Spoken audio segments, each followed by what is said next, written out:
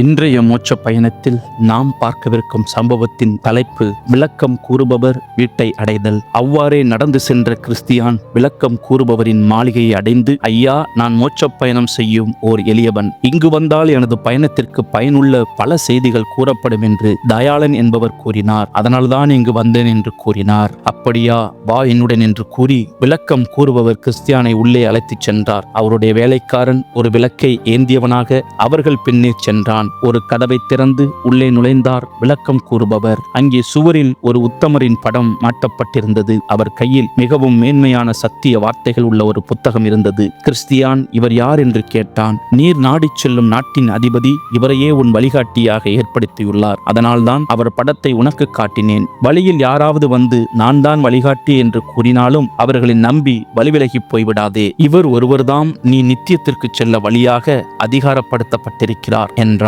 பின்பு அவர் பல ஆண்டுகளாக தூசி படிந்திருந்த ஒரு அறைக்குள் கிறிஸ்தியானை அழைத்துச் சென்றார். ஒரு மனிதனை அழைத்து அந்த அறையை பெருக்குமாறு கட்டளையிட்டார். அவன் பெருக்க துவங்கிய போது மேகம் போல் எழுந்த தூசி படலத்தில் கிறிஸ்தியானுக்கு மூச்சு திணறியது. இதனை கண்ட விளக்கம் கூறுபவர் அருகில் நின்றிருந்த ஒரு பெண்ணிடம் தூசியின் மேல் தண்ணீர் தெளிக்கும்படி சொன்னார். அப்போது எளிதாக பெருக்க முடிந்தது. இதன் பொருள் என்ன ஐயா என்று கேட்டான் கிறிஸ்தியான். சொல்கிறேன் கேள். மனிதனை அசுத்தமாக மாற்றியிருக்கும் அவனது ஜென்ம பாவமே இந்த தூசியும் குப்பையும். முதலில் அதை பெருக்கி மூச்சு திணறும்படி செய்தவன்தான் நியாயப்பிரமாணம். ஆனால் தண்ணீர் தெளித்தவுடன் அதனை பெருக்குவது எளிதாயிற்று. பார்த்தாயா, நற்செய்திதான் தெளிக்கப்பட்ட தண்ணீர். நற்செய்தியின் மேன்மையை போதனைகள் இருதயத்தில் ஏற்றுக்கொள்ளப்படும் போது பாவம் நம்மை மேற்கொள்ளாமல் அடக்கப்படுகிறது. பாவம் எளிதாக இருதயத்திலிருந்து அகற்றப்பட்டு இருதயமாகிய அறை உன்னதமான மகிமையின் ராஜா வசிப்பதற்கேற்ற மாளிகையாகிறது. இதையே இந்த அறை உனக்கு விளக்கியது என்றார் விளக்கம் கூறுபவர். பின்பு அவர் கிறிஸ்தியானை ஒரு சிறிய அறைக்குள் அழைத்துச் சென்றார். அங்கே 2 சிறுவர்கள் எதிரெதிரே அமர்ந்திருந்தார்கள். மூத்தவன் பெயர் பொறாமை, இளையவன் பெயர் பொறுமை. பொறாமை பார்ப்பதற்கு கொடூரமாகவும் பொறுமை சாந்தமாகவும் இருந்தனர். ஐயா, இவர்கள் ஏன் இப்படி இருக்கிறார்கள் என்று கேட்டான் கிறிஸ்தியான். அதுவா, இந்த சிறுவர்கள் விரும்பும் பொருட்கள் அனைத்தையும் தருவதாக இவர்கள் காப்பாளர் வாக்களித்திருக்கிறார். ஆனால் ஓராண்டு காலம் கழித்துதான் தருவாராம். அதனால் பொறாமை கோபத்தோடு இருக்கிறான், பொறுமையோ சாந்தத்தோடு காத்து கொண்டிருக்கிறான் என்றார் விளக்கம் கூறுபவர். அதுவா, இந்த சிறுவர்கள் விரும்பும் பொருட்கள் அனைத்தையும் தருவதாக இவர்கள் காப்பாளர்கள் வாக்களித்திருக்கிறார். ஆனால் ஓராண்டு காலம் கழித்துதான் தருவாராம். அதனால் பொறாமை கோபத்தோடு இருக்கிறான், பொறுமையோ சாந்தத்தோடு காத்து கொண்டிருக்கிறான் என்றார் விளக்கம் கூறுபவர். அப்பொழுது ஒரு மனிதன் பொன்னையும் பொருளையும் கொண்டு வந்து பொறாமையின் காலடியில் கொட்டினான். மகிழ்ச்சியோடு அவற்றை வாரி எடுத்து பொறுமையை பார்த்து கேலி பேசிய பொறாமை சிறிது நேரத்திற்குள் அவை அனைத்தையும் செலவழித்துவிட்டு வெறும் கந்தை ஆடையோடு இருப்பதை கிறிஸ்தியான் பார்த்தான். இதன் பொருள் எனக்கு விளங்கவில்லையே என்று கேட்ட கிறிஸ்தியானுக்கு அவர் விளக்கம் கூறினார். உடனடியாக கிடைக்கும் உலகத்து இன்பங்களை விரும்பாமல்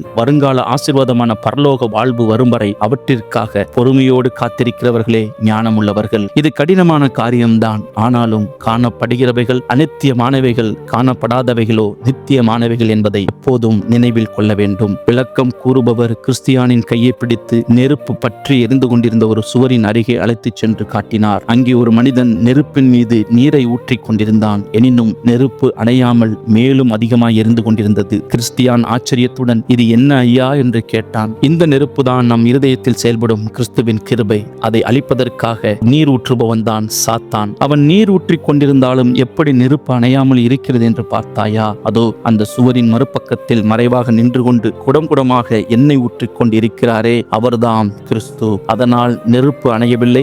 நமது இருதயத்தில் கடவுளின் கிரியை எவ்வாறு காக்கப்படுகிறது என்பதை நாம் அறிந்து கொள்ள முயன்றாலும் அது இயலாத காரியம் என்பதை உணர்த்தும்படியாகத்தான் அப்படி மறைவாக நிற்கிறார் என்றார் விளக்கம் கூறுபவர். அடுத்ததாக அங்கே இருந்த மிக அழகான தோட்டத்தின் மத்தியில் இருந்த அரண்மனைக்கு விளக்கம் கூறுபவர் கிறிஸ்தியானை அழைத்துச் சென்றார். அரண்மனையினுள் செல்ல விரும்புவோரின் பெயர்களை எழுதுவதற்கு ஒருவர் வாசலிலே அமர்ந்திருந்தார். ஆனால் அவருக்கு சற்று தூரத்திலே நின்று கொண்டிருந்த ஆயுதம் தாங்கிய சில பலவான்களை கண்டு பலர் பயந்து தயங்கியபடியே நின்றனர். ஒருவர் தைரியமாக வந்தார். பெயர் எழுதப்பட்டவுடன் தன் தலையிலே ஒரு தலைச்சீராவை அணிந்து கொண்டார். தன் கையில் பட்டயத்தை உருவி எடுத்துக்கொண்டு பலவான்களை தள்ளிக்கொண்டே உள்ளே நுழைந்தார். பலவான்கள் அவர் மீது பாய்ந்தார்கள். அவரோ பயப்படாமல் தன் பட்டயத்தை சுழற்றி அவர்களை விரட்டிவிட்டு அரண்மனைக்குள் புகுந்து விட்டார். அவர் உள்ளே நுழைந்தவுடன் அரண்மனையின் மேல் மாடியில் உலாவிக் கொண்டிருந்தவர்கள் அவரை பாடலுடன் வரவேற்றார்கள். இதன் பொருள் எனக்கு தெரியுமே என்று உற்சாகத்துடன் சொன்னான் கிறிஸ்தியான். நாமும் உள்ளே போவோம் என்று விளக்கம் கூறுபவரை அழைத்தான். அவரோ, ஒரு மகனே, அவசரப்படாதே, இன்னும் சில முக்கியமான காரியங்களை நான் உனக்கு காட்டுகிறேன் என்று அழைத்துச் சென்றார். பொல்லாங்கன் எய்யும் அக்னி அஸ்திரங்களை எல்லாம் அவித்து போடத்தக்கதாய் எல்லாவற்றிற்கும் மேலாக விசுவாசம் என்னும் கேடகத்தை பிடித்துக் கொண்டவர்களாயும் நில்லுங்கள். பிரச்சன்யம் என்னும் தலைச்சீராவையும் தேவ வசனமாகிய ஆவியின் பட்டயத்தையும் எடுத்துக் கொள்ளுங்கள். எபேசியர் 6:16-17.